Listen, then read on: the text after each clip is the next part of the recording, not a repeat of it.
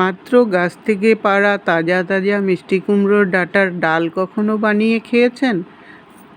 এক বাটি ছোট্ট মুগ ডালকে ভেজে 2 ঘন্টা আগে ভিজিয়ে রেখে দিবেন। ডালটা যখন ফুলে যাবে তখন এটাকে সিদ্ধ বসিয়ে জল দিয়ে আন্দাজ মতো স্বাদ অনুসারে নুন দিয়ে এটাকে সিদ্ধ বসিয়ে মিষ্টি কুমড়োর ডাঁটাগুলোকে ছোট ছোট করে কেটে সুন্দর করে ধুয়ে নেবেন। এদিকে ডালটা যখন আধা সিদ্ধ হয়ে যাবে তখন এটার মধ্যে 4টা ঝালের জন্য কাঁচা লঙ্কা দিয়ে দিবেন, আর সাথে মিষ্টি কুমড়োর ডাঁটাগুলোকেও দিয়ে দিবেন।